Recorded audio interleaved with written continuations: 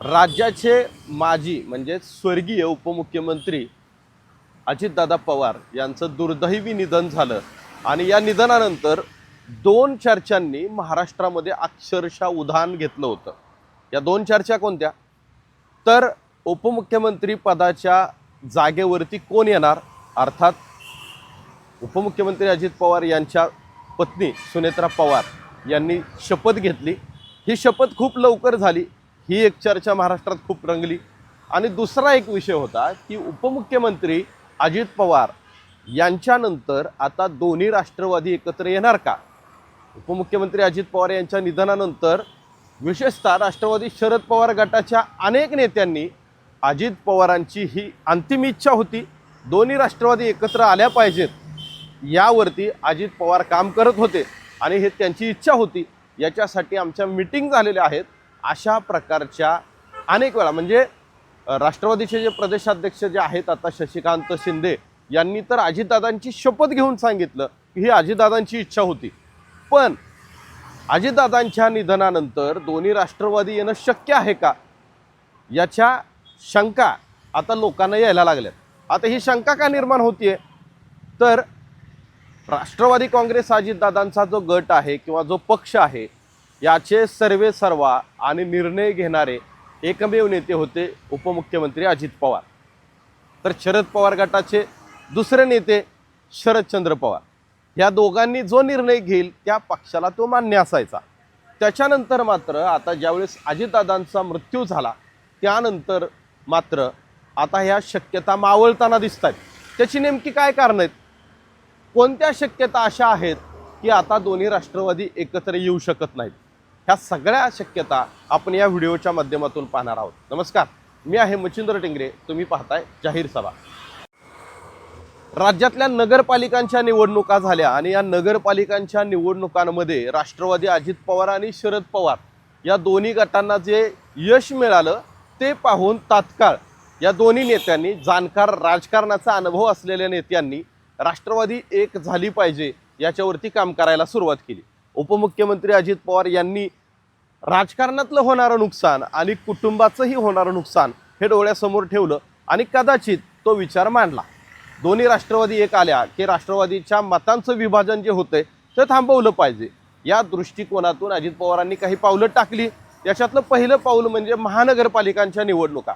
महानगरपालिकांच्या निवडणुकांमध्ये अजित पवारांनी एक पाऊल पुढे टाकलं, शरद पवारांनी त्याला प्रतिसाद दिला आणि त्याच्यानंतर काही महापालिकांमध्ये काही एकत्र लढले, काही ठिकाणी अजित पवारांनी स्वतः त्या ठिकाणी दोन्ही पक्षांचं नेतृत्व केलं आणि एकत्रित लढण्याची भूमिका घेतली. म्हणजे राष्ट्रवादीच्या एकत्रीकरणाला ही पहिली मुहूर्तमेढ ठरत होती.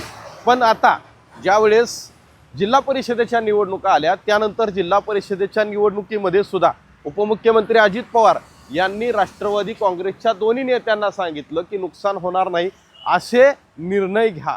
म्हणजे काही ठिकाणी तुतारीचे आणि घड्याळाचे दोन्ही AB फॉर्मची जबाबदारी अजित पवारांकडे होती असं बोललं जात आहे.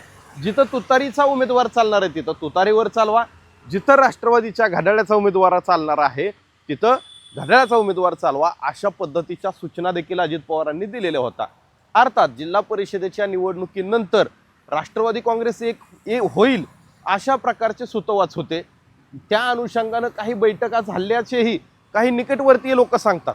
बरं, आता ह्या बैठकांमध्ये तथ्यही असेल, अजितदादांना राष्ट्रवादी काँग्रेस एकत्र आणायचीही असेल, मात्र राज्याच्या उपमुख्यमंत्र्यांनी जे गंभीर स्टेटमेंट केलं ते मात्र पाहण्यासारखं आहे. राज्याचे मुख्यमंत्री देवेंद्र फडणवीस यांनी असं सांगितलं की जर अजित पवारांना दोन्ही राष्ट्रवादी एकत्र आणायच्या असत्या तर किमान त्यांनी माझ्याशी या गोष्टीवरती चर्चा केली असती. अशी कोणत्याही पद्धतीची चर्चा आमच्यात झाली नाही. विशेष म्हणजे 28 तारखेला उपमुख्यमंत्री अजित पवार यांचं दुर्दैवी अपघाती निधन झालं. त्याच्या आदल्याच दिवशी आम्ही 1 तास बसलो होतो, त्यावेळेसही उपमुख्यमंत्री अजित पवार यांनी माझ्याशी याबद्दल काहीच चर्चा केली नाही अशा प्रकारचं त्यांनी काल एका प्रेस कॉन्फरन्समध्ये सांगितलं. आता सगळ्यात महत्त्वाचा विषय काय की ही शक्यता पूर्णपणे कामावळली असं वाटत असेल तर ह्याची काही प्रमुख कारणं समजून घ्या.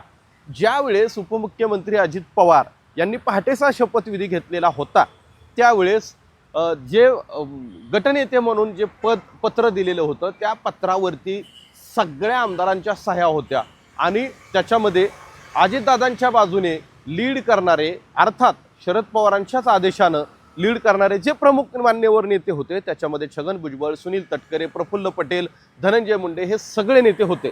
ह्या सगळ्या नेत्यांना माहीत होतं की तो शपथविधी हा पवार साहेबांच्या सांगण्यावरून झाला होता. तरी देखील ऐन वेळेस सरकार पाडलं गेलं, नेत्यांना माघारी बोलवण्यात आलं, आमदारांना माघारी बोलवण्यात आलं आणि त्यावेळेस तिथं अजित पवारांना अक्षरशः तोंडावर पाडण्यात आलं. त्यानंतर अनेक प्रेस कॉन्फरन्समध्ये, अनेक कार्यक्रमांमध्ये उपमुख्यमंत्री अजित पवार यांनी हे सांगितलं की हा निर्णय साहेबांच्या आदेशानं झालेला होता. अर्थात त्यांच्यावरती कोणी विश्वास ठेवला नाही. दुसऱ्या काही घटना घडल्या, मात्र त्याच्यानंतर आता अजित पवारांनी पावलं टाकलेली होती, पण आता ही मावळताना का दिसत आहेत? एक की आता शरदचंद्र पवार यांच्या गटामध्ये जर समजा ह्या दोन्ही पक्षांचं एकत्रीकरण झालं तर राष्ट्रवादी अजित पवार गटातल्या नेत्यांना किंमत राहील का, हा पहिला प्रश्न. त्याचं कारण काय, तर राष्ट्रवादी काँग्रेसचं दिल्लीत नेतृत्व कोण करणार, तर सुप्रिया सुळे करणार.